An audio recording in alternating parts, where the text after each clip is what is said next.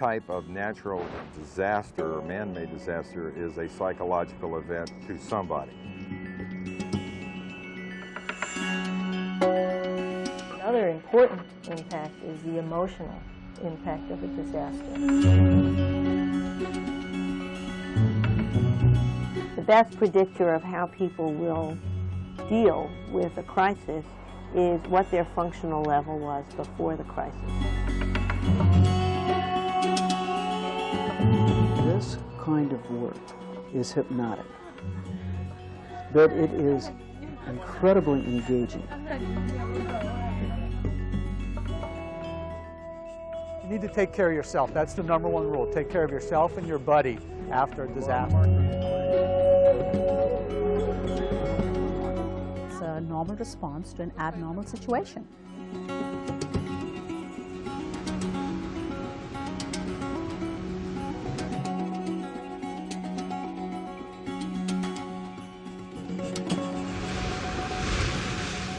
Disasters are dynamic events. They can occur seemingly out of nowhere, and they can challenge a community and community members. As CERT volunteers, you are being trained to support the first responders in your community and to be strong and vigilant members of a team. In all ways, you will be challenged. But if you are prepared, you will be more successful and helpful during the event and more able to rebound easier in your own life when the crisis is over. Nice and easy, don't hurt yourself. But just as there is a physical environment in a crisis, there is an emotional environment as well. And whether you are an experienced first responder or a citizen who is being trained for the first time, understanding some of the dynamics of disaster psychology will be very helpful to you. When bad things happen, which do happen, because that's just the way life is, whether it is, as I said earlier, a man-made disaster or it's a natural disaster like, an earthquake or tornado or floods and what have you, we respond because that's the way we are wired as human beings. We respond, and we respond in a number of different ways. We respond emotionally, we respond physically, and we respond socially. If you don't understand psychology and the way people think, then you won't know how to react when you see the kinds of behaviors that you're going to see. And that's the whole point of the psychology approach here. And there may be a wide range of feelings and behavior that people will exhibit. Some people define it as a normal reaction to an abnormal situation. And a person may respond in a typical way for them, or they may respond in an atypical way for them, depending on the incident, depending on the scope of the incident, how close the incident feels to them. Now, some people are able to really kind of bend with the wind and manage and cope with lots and lots of very unpredictable and powerful, overwhelming events. They may be able to do that during the incident, and they may have a delayed distress response after the incident. But a lot of people can come through incidents, and I've seen this in war situations. People come through extraordinary things and then go on, and their natural support system seem to be enough to help get them back on an even keel. Of course, there are great differences in coping styles, and even in the ways that people from different cultures, religions, and ethnicities will react. Just to give you an example, in certain cultures, it is not encouraged to express emotion. You're supposed to kind of pull up your socks and be able to deal with it. And while you want to take care of that population, we still need to be respectful that this is not someone who is going to just come out and start to really engage in a conversation, and you may want to take a different approach, and you may want to invite them into helping because maybe they might feel better that way, earlier on in the process than later. But the important point is that during a difficult situation, you can be empathetic and supportive, sometimes by doing or saying very little. Let's say, for example, where someone's lost a family member, there's really nothing you can say. There's nothing you can say that's going to help. Nothing's going to mitigate that for them. What people need is support. You know, sometimes putting an arm around them and just being supportive and listening and seeing that their needs are met. That's what's important. The segments of this video will help you learn more about how to deal effectively with the physical, emotional, and psychological reactions you may see brought on by a crisis. You'll also learn strategies to ensure your own health. Here's what follows. The CERT volunteer, working together as a team. Helping people cope in a disaster. Helping children and youth. Helping the elderly. Helping yourself and your teammates. Managing people in crisis. Disasters are very stressful experiences. And as a member of a CERT team, your responsibility is to work with your team members and take on whatever challenges you are assigned. But the first step in being able to help others is to make sure you have your own house in order. That means being psychologically ready, but also having all of the details in your own home worked out so that you know that your family members are safe and taken care of. The first thing you want to do if there was a disaster is make sure that your own family is okay, make sure your own house is safe, and then you want to get together and meet up with your partners and your buddies and your other CERT members in your community, and then you can come up with a plan and start to operate in a systematic manner so you can go out and do the most good for the most amount of people. As a CERT volunteer, you are part of a team, and your teammates will be a source of strength for you as you work together in the disaster areas. Of course, you will work hand in hand with your buddy and with the team of first responders in your community. You don't go anywhere by yourself. You always go with your buddy. You need to take care of yourself so you can help other people. To work together in a team, for one thing, it's a safety issue. We want to make sure that if something happens to me, my partner is going to be there, or we consider it their buddy, is going to be there for them to assist them. And if I'm injured, it's somebody that can aid me or maybe go get help if I need help. We just feel that in a way, two heads are better than one. Because you'll be operating as part of an official team, community members will look to you for information and answers. You'll be perceived as a leader during the situation and must be confident about what you're doing. The CERT teams are there to take the lead. They're there because they've been trained and they're in a perfect position to take the lead. And the CERT team members, however many of them there are, his job is to organize their neighbors into a workable workforce to protect and take care of their backyard, their community, their street, their building. Another important strategy is to keep communicating with your team members. One thing is just to brief people as they come into an incident, to let people know if they're going to be really disturbing images, you know, what they're going to see, so that they're not going to go through an emotional shock just walking onto the scene. They'll be able to steel themselves a little bit emotionally and, you know, have a better chance of staying in that middle zone. Here's what you'll want to remember. Be prepared. Have your own emergency supplies organized. Establish emergency plans for your home and family. Work with your buddy. Work with the team. Work with the other teams of first responders. Be ready to be a leader. Keep communicating with your team members. Expect people to react. After a disaster occurs, people will experience a range of emotions, and they may exhibit a variety of emotional, psychological, and physical reactions depending on their loss. As a team member, you may have the responsibility of helping to manage and stabilize situations. For you to be effective, you need to recognize how to deal effectively with different populations in the community, such as children, the elderly, persons with disabilities, and adults. When you work with these groups, some of your reactions will be intuitive and natural. But because people are under acute stress, they may react or overreact more than they would normally. It became very clear that our being able to focus our energies in the right way to manage situations could result in a clear management of the situation, to stabilize it, to increase the calm, increase the peace amongst those people going through it right then. Sometimes in a crisis situation, people will overreact when they are part of a group, as emotions are contagious and seem to spread from one person to the next. As the CERT team member, your job is to keep the group calm. At times, this may mean separating someone from the group if they are extremely troubled. Stabilizing a group that's engaging in that kind of thing involves sometimes trying to separate out and contain the people that are agitating or creating that kind of a response in the larger group, and also providing whatever kind of information you can that will help to stop that process. Here are some general strategies for dealing with adults after a crisis has occurred.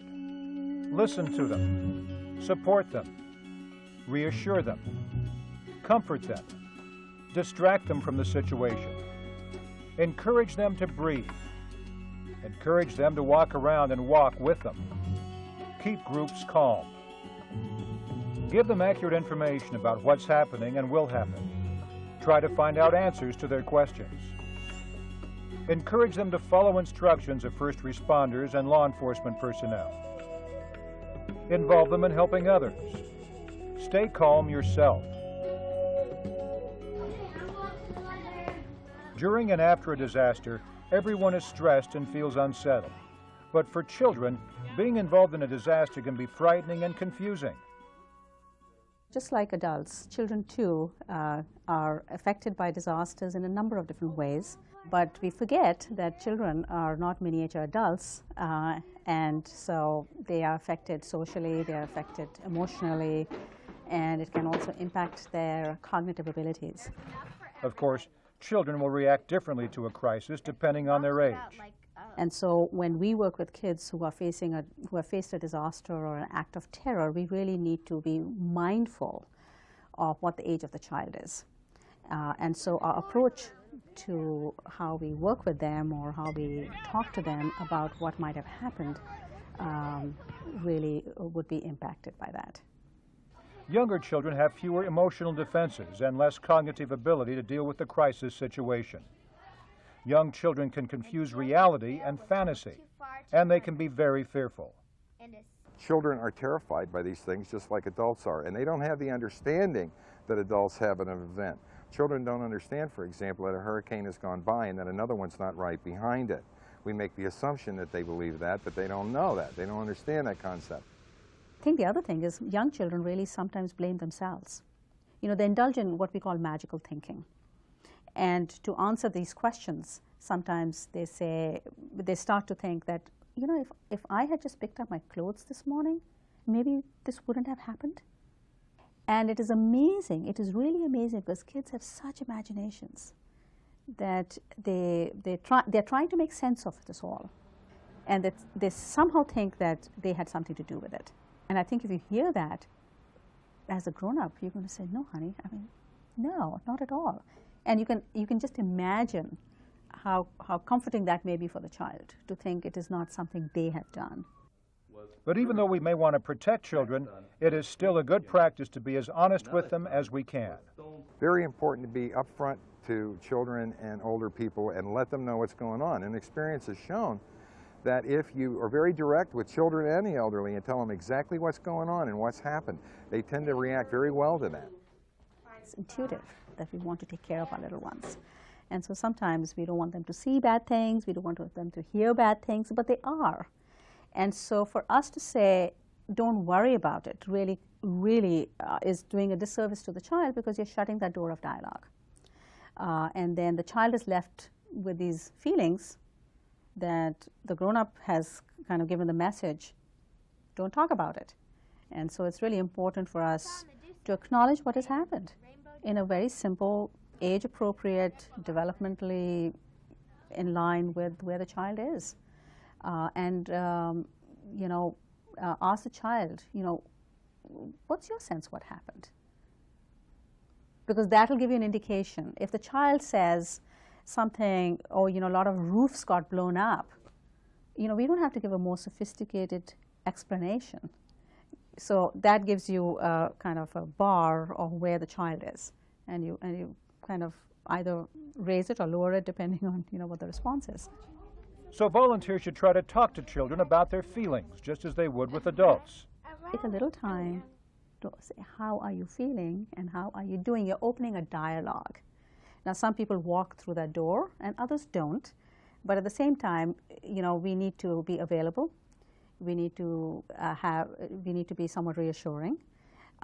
We can talk about, well, you can actually even make a statement, well, this must really upset you, or, you know, this is really a difficult situation you're in. You're just trying to open a dialogue with the child. You know, we are here to help, so be available, be reassuring, and then talk in a language that you think the child will understand. And you know, are there any questions you have? And depending on how much time the person has, you can actually take it a step further and say, you know, what can I do to make you feel better? Different children will respond to that differently. Some might want to talk, others might want to play a game with you, because the younger children, you know, after maybe a minute, they're done. You know, and so sometimes we don't appreciate that, and we kind of keep at it. But the children of, you know, they've gone to another issue, and so you need to be where the child is. And sometimes that's hard to assess, but I think if we pay attention to it in our own minds, we'll do a better job of it. Sometimes something as simple as a toy or teddy bear can be very helpful in comforting a child. If we do have to place family members in a shelter or be away from them, particularly with children, we like to make sure they have something familiar with them. A doll, a bear, a toy, something familiar that child can clutch to. It is very, very helpful for them. It's also important that if you say you're going to be back in a couple hours or you're going to call in a couple hours, you do that, because they're watching the clock even if you're not. Older children and teenagers may feel better if they are given tasks to perform. Everyone can help in some way, shape, or form, and I think that's really important. In fact, I would encourage those, because then they feel that they are just not witnessing this helplessly, and that they must be important enough that someone actually values what they have to offer. So when you work with children and youth, respond appropriately to them based on their age. Make sure that younger children are never left alone. Shield them from the scene of the disaster. If you need to, put them behind a car or bus and away from any dramatic scene. Keep them warm. Give them water and food. And of course, unite them with family members as soon as you can. And remember, sometimes with children, you may have to explain the situation again and again and reassure them that everything will be all right. You know what the psychological responses are. Know what the differences are depending on the age of the child. Know that everyone is affected. Know that most people are resilient and will get back and will bounce back on their feet. It's a normal response to an abnormal situation. Key points to remember helping children. Be gentle with children. Listen to what they have to say. Begin a conversation with them. Be honest. Get on their level, literally. Talk to them at their height. Hold the child. Make sure children are not left alone. Shield children from the scene of the disaster. Keep children warm and give them water or drinks. Reunite children with family members as soon as possible. Explain the situation clearly, again and again. Give them something to comfort them, a teddy bear or doll. The younger the child, the more supervision he or she needs. Give older children tasks to do, such as helping with the younger children or taking on other jobs.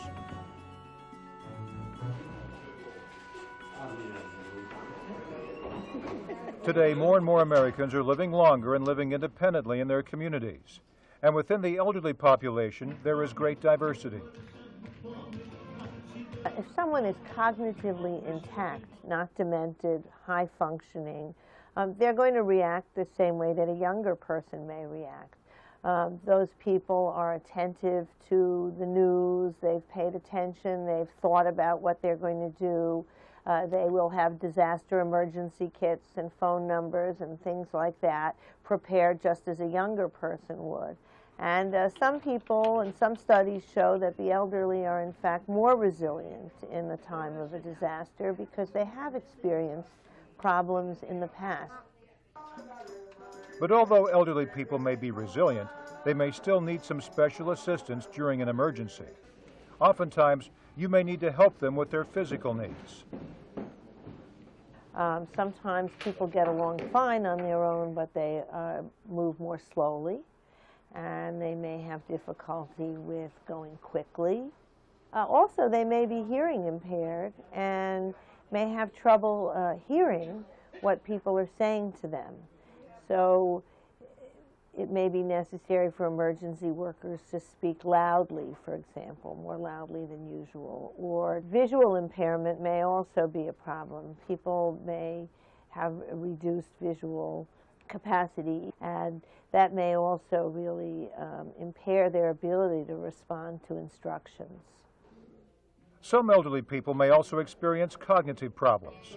Over the age of 80, it's estimated that 40% of the elderly may have some form of dementia. This dementia may leave the elderly person confused and unclear, particularly during a stressful situation. On the other hand, someone with cognitive impairment, somebody who is mildly or moderately demented, still living on their own in the community, but maybe dependent on neighbors or family members or spouses or children to help them with basic organization, they may have very difficult time understanding that something is going wrong. One of the characteristics of dementia is a difficulty in absorbing new information. And also another characteristic of people with mild to moderate dementia is a real dependence on routines. And disruption of the routine may be very hard for them to understand. So, volunteers should assess the level of functioning of the elderly person and then respond accordingly. For instance, you may need to repeat an instruction to an elderly person several times, or you may need to give them more time to process their thoughts, or help them move around. Elderly people who live in a nursing home will also need a great deal of assistance. Nursing homes have their own disaster plans, but we're dealing with a population like a hospital population where people are often bedridden or are quite frail and are unable to ambulate really without assistance. They may have hearing and vision problems, they may be wheelchair bound, but that's a much more difficult proposition to evacuate a nursing home facility. Of course, elderly people can also be very helpful during an emergency, and they like to be useful.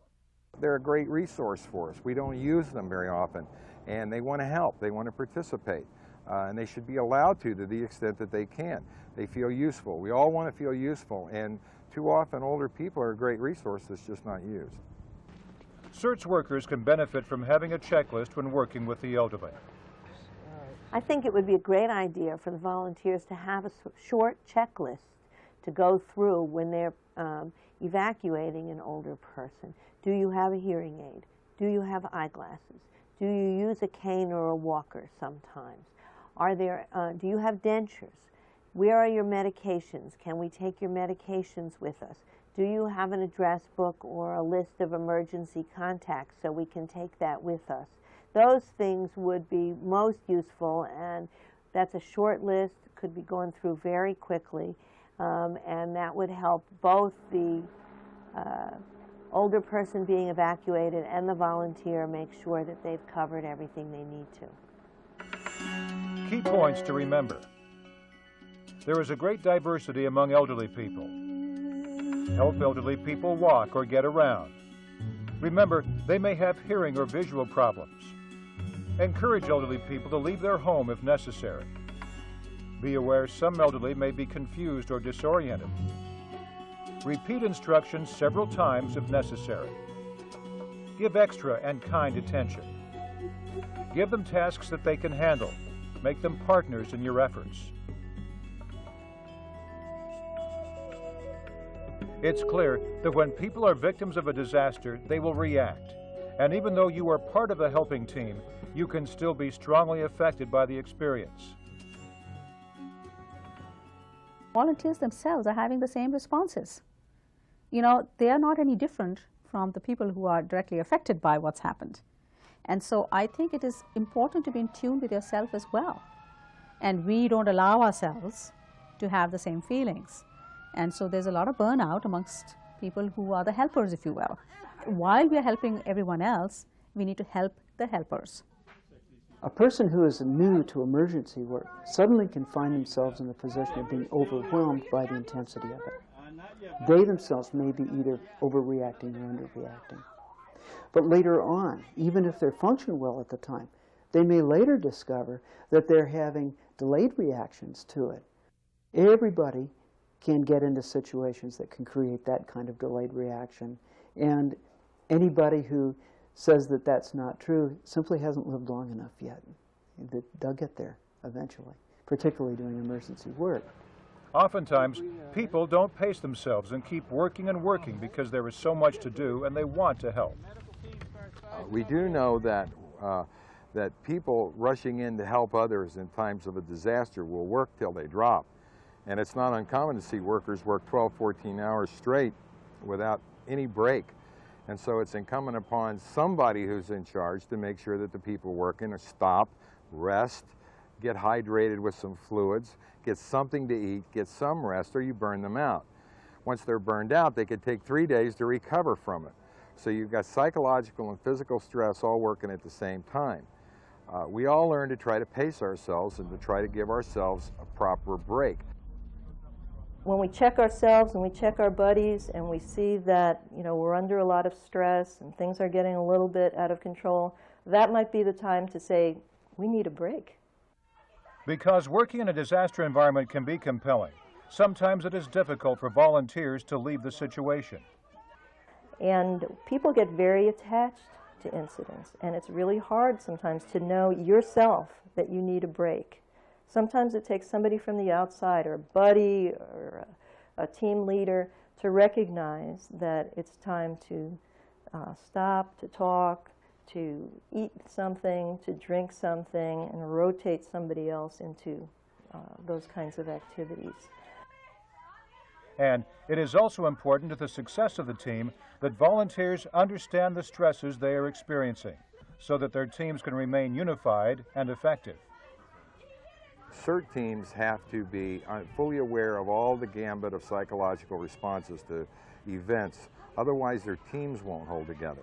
People get uptight, they get upset, they say things they shouldn't. The group can't wear their emotions on their sleeves and get angry and break up, or the team won't hold together. It's important in the team leaders and the stronger people in the team to keep the teams together, to understand the emotions that are going on. People get upset and have every right to be upset. They get angry, they get sad, they go through a lot of experiences. It's also important that you check in with your teammates and make sure that they are handling the situation all right and are not spiraling up or down. Often, first responders tend to under-respond because they are focused on the job. So, it may be easy not to notice that a team member is even having a difficult time. But you've got to have somebody in charge that's regulating how long people work, because at some point when you get tired, you become a liability. You have a chance of getting injured now, and so it's very important to pace that. And so that we do try to tell whoever's leading the operation to make sure that they pace the people and rotate them in their duties and things like that. And everyone has their own hot spots or areas that they cannot work in or that are too much for them. Everyone needs to assess what they can handle, and you should not feel that you have to work in every situation. And if you are uncomfortable, you should have yourself reassigned. Find other tasks to do to support your team's effort. Folks who have been in emergency work for some time usually have a tremendous capacity to let most things just run off their back, like water off a duck's back. It doesn't get under their skin. But when you hit the right Achilles heel, when you hit the right area of vulnerability in their particular life, where this situation parallels a situation that had defeated them before, or this situation reminds them of a particular horrible situation that had happened before, that they're carrying baggage about, then they are more vulnerable than other people in just those particular places. really know yourself. It's not only just permission, it's what you should be doing. Check yourself. If you find yourself becoming unduly distressed and a little break is not enough, take yourself out if you can. You know, do something else and come back for the next one. Everyone needs to find ways to relieve stress in their lives. Especially when you're working in a disaster situation, it is important that you take extra care of yourself. For some people, exercise is a way to relieve stress. Other people find other ways, eating a healthy diet, relaxing with family or friends, or connecting spiritually. One of the biggest things that you can do is be hydrated and proper nourishment. You know, alcohol, caffeine, and those types of beverages are not conducive to lowering stress in those kinds of environments, and typically that's what people load up with: coffee, sodas, beer, and that's really the wrong stuff to be taken. People need to eat, they need to get water, they need to rest, and they need to talk. That's an important thing, being able to talk with each other, and that'll minimize the stress.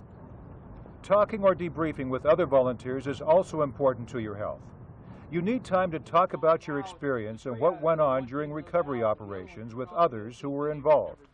I would really urge the volunteers to have their own way of talking about what they've experienced, whether it's in groups or whether it's in a more formalized or informal way, but it is absolutely critical to take care of yourself, because otherwise you're not going to do a good job of the people you're trying to help. You'll also be involved in official debriefing sessions that can be very helpful. Debriefing is about pulling the team back together after it's had a difficult experience. It has an organizational level, not just a personal psychological level. Debriefing is what we do normally when we get together with other people who have been through something difficult and we just talk about it. A formal debriefing has very clear steps that have to be gone through in order to be utilized in terms of its maximum potential. It wasn't exposed. When we go into emergency situations, we must learn to keep ourselves balanced inside, to have a running dialogue with our deeper self about what in this situation moves me. And keeping an eye on that, go ahead, but protecting ourselves first. Key points to remember: find your own way to manage your stress levels. Exercise. Eat a healthy diet. Connect with family and friends. Connect spiritually. Talk about the experience with other volunteers in informal and formal debriefing sessions.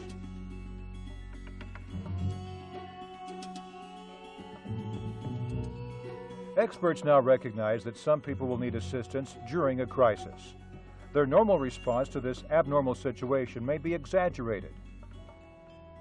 Now, there are times when that response can go a little awry, and people can become a little bit too over-aroused or too under-aroused. But when we're in the middle, we're able to carry out a lot of extraordinary actions.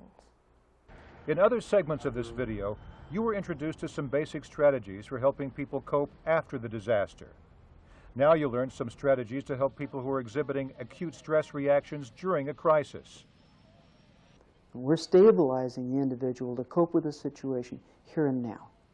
And so we're doing things like taking a stronger personal role as a leader, being very clear in what we're saying, sizing up whether the person is able to make decisions themselves or not, guiding them and in terms of utilizing their personal inner resources better, and gradually take them from the extremes of behavior, which are largely dysfunctional, back to their own personal center so that they are functional. Experts have identified 3 kinds of acute stress reactions: over-arousal, under-arousal, and shutdown. A person who is over-aroused is probably easy to identify. He or she may be panicked, hysterical, or rageful. They may be sweating or breathing rapidly. They may be agitated. Their thinking is catastrophic. On the opposite end of the spectrum is the person who is under-aroused. The person who is under-aroused may be acting or moving slowly or may be even immobile. They may appear pale. Their affect may be numb or dismissive. They may be disassociated from the present or appear to have shut down. The most dramatic stress reaction will be seen in someone who is shut down. Their stare may be vacant. They may show little responsiveness or emotion. They may have a lack of muscle tone and are immobile and slow. People suffering from these stress reactions can be helped. Watch these scenarios now that demonstrate some helping techniques and then practice them later. Hey, how you doing? Look, I can't talk. My house is burning down. I can't talk right now, okay? What's your name? Owen, look. Owen, I'm here with CERT. I'm with the fire department. Do you know if my brother's okay? That's what we're finding out now. See the fire? I'm not sure if those it's okay. firefighters right there? Yeah. Okay, they're going in. They're going in. They're going to go They don't get know? them. They're going to go. Did he get out? They're going to go through. They'll go in to get them. No, this is tough. Just Yeah. so we can focus a little better, would you do me a favor and just breathe with me a couple of minutes? But I don't have to. My house is burning down. I don't know if my brother's going to be alive. They're in there. They're in there. Okay? They're taking care of it. Do me a favor. Just breathe with me real slow, okay? All right. Just breathe in. Nice deep breath. Right. Push your belly out. 1, 2, 3, 4. Hold it. 2, 3, 4. Let it out. Let your belly relax. 3, 4. And hold it. 2, 3, 4. Let's do it one more time, okay? Big breath. In. 2, 3, 4. Hold it. 2, 3, 4. Let it out. Nice and relaxed. 3, 4. And hold it. 2, 3, 4. Okay, we're going to walk over there, okay? All right. Keep breathing while you walk over there. All right. All right? We're going to see what they're doing and find out what's going on. Okay. All right? All right. Hi, I'm Ken. I'm with the CERT team, with the fire department. How are you doing?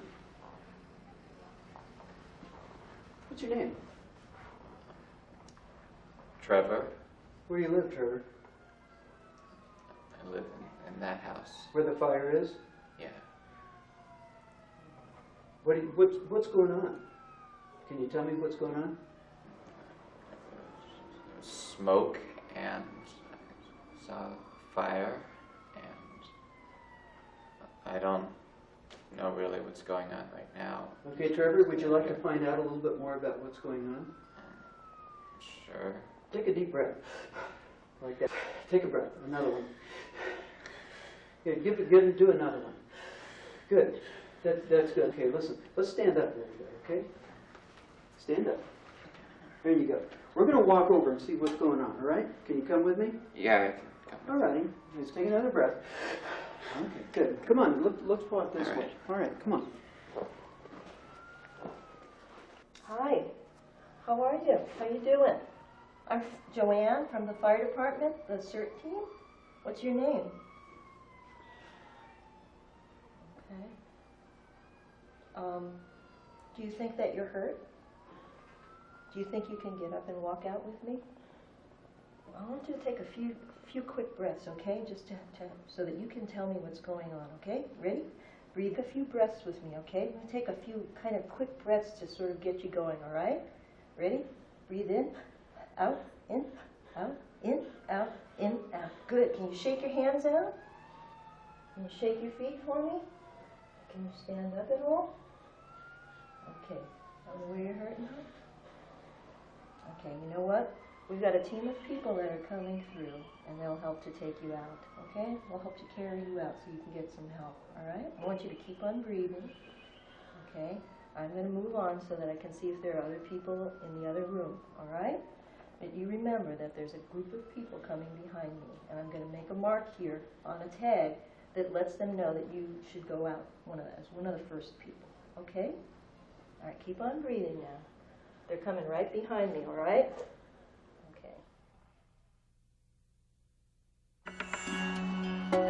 Although a disaster situation can produce strong reactions and panic in some people, most will be able to stabilize. But for some people, their stress is too great, and they do not respond to any of the helpful strategies you've seen demonstrated. These people should be referred immediately to a mental health expert. Refer people to a mental health expert immediately who are having a serious cognitive disorientation, appear stunned, have hallucinations, have bizarre beliefs, are hysterical or showing uncontrolled emotionality, seem disconnected or unfocused, are agitated, are having a profound withdrawal, are showing ritualistic behavior, are unable to protect or care for themselves. Key points to remember. During an acute stress reaction, a person may be over-aroused, under-aroused, or shut down. There are strategies to help people who have acute stress reactions. Most people will stabilize during and after the stressful event. People who are profoundly stressed should be referred to a mental health expert immediately. Disasters are challenging for everyone involved, but the work can be compelling and richly rewarding. As a CERT volunteer, you are making an important contribution to your community. Remember to work with your buddy, work with your team, and take care of yourself.